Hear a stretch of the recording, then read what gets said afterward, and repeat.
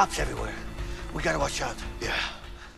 Sitting down with Josef Faris, and it's pretty obvious that if you've seen his appearances at EA's E3 stage or at the Game Awards last year, then he is exactly like those appearances in reality.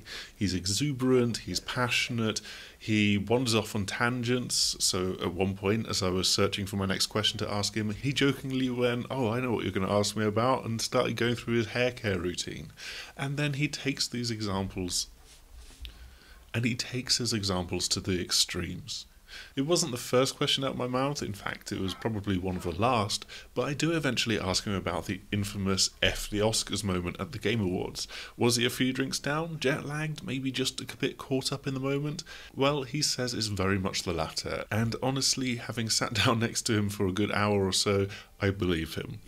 That enthusiasm is infectious, and it's clear how much he has put into A Way Out as he tries to create a game that he himself really wants to play.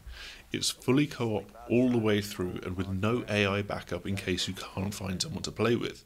Thankfully, that shouldn't be too much of an obstacle, because while it is built around the idea of couch co-op and being sat right next to your partner, you can also play online, and only one of you needs to own a copy of the game in order to do so. The other player can download a version of the game that specifically enables this. As we play together, we flip from one quick scene to another. Josef is keen to point out scenes and ideas that are unique, one-off moments within the game. On the run, as Vincent and Leo bust their way out of prison, there's a bit of stealth play, and so we're hiding in thick shrubbery and knocking cops out as though it was Assassin's Creed or Splinter Cell. Later on, it's fishing that's a one-off moment, then there's balancing in wheelchairs or playing Connect 4 as minigames. There's all of these little ideas that come up time and again. While it's being published under the EA Originals label, don't let that fool you into thinking this is a massive AAA production. This is still very much an indie developer, and it's a pretty huge undertaking to add so much variety into the game, whether it's a little minigame or something more involved like stealth play. Yes, there's a lot of these things that have been done in other games, and it's certainly much easier to quickly knock together a short little driving segment thanks to modern development tools, but even so, creating things for just a 2-minute segment and then never returning to them, that's a pretty impressive commitment. A huge amount of this game has been scripted, choreographed and acted out, but with either player able to take the lead, there's a lot of overlap, and they've had to account for that when designing story beats in the game. A fun little tidbit here is that it's actually Josef himself that has donned the motion capture suit for Leo on occasion, and then it's his older brother Faris who has provided the character's voice and looks. Just by virtue of having two different characters, there's actually some really impressive variation in how the game has been constructed.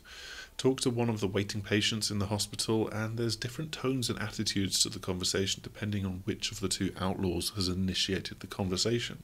Not only that, but then the conversation can flow differently depending on your dialogue choices. There's a nice touch here as well, because you're here for Vincent's child. If Leo goes up to the nurse at the front desk, you'll be turned away as she can only reveal the room to the relative, and so Leo calls Vincent over, and it's a nice moment. In some ways there's common ground with how narrative adventures are constructed, such as The Walking Dead or Life is Strange, but instead of it being the story that branches out, it's the action.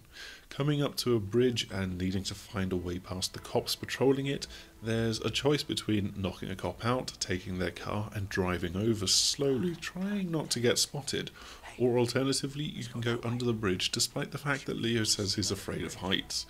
It's a choice that the two of you playing have to agree on, but whatever you choose, the gameplay diverges. You won't have another clambering under a bridge moment or another stealing a cop car moment in the game. And again, it's another instance where Hazelight have created something that you might only see for a short moment, or because it's a diverging path, you won't see the other scenario and gameplay unless you replay the entire game.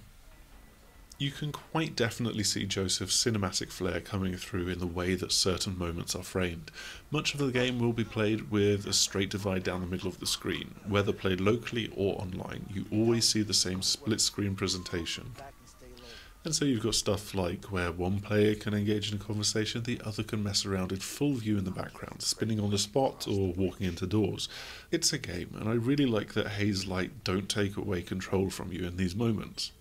However, as the action shifts and one player or the other comes into the primary focus, that presentation can very easily change.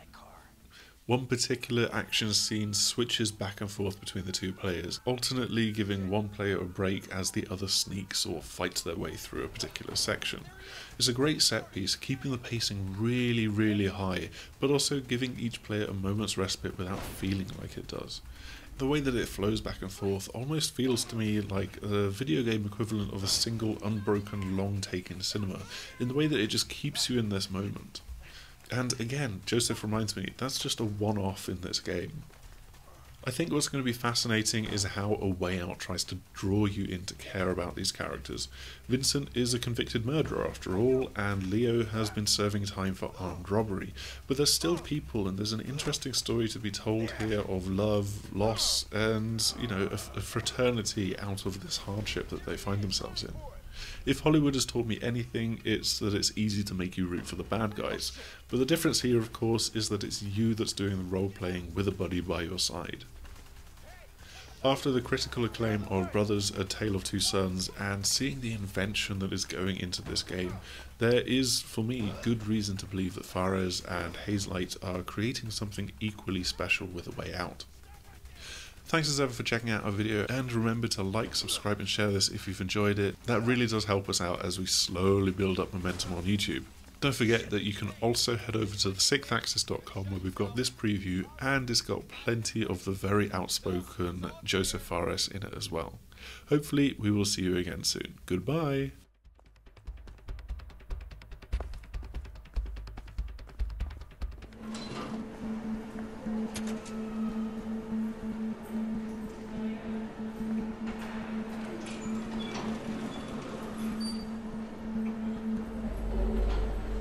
You guys seem familiar. Have I seen you before? Nah, I don't think so. Okay. Whatever.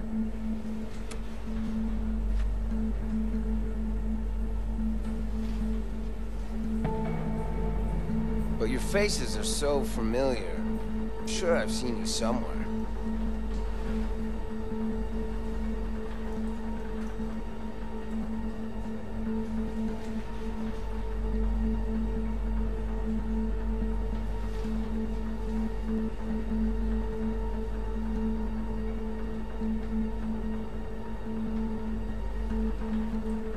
It's probably me. It is?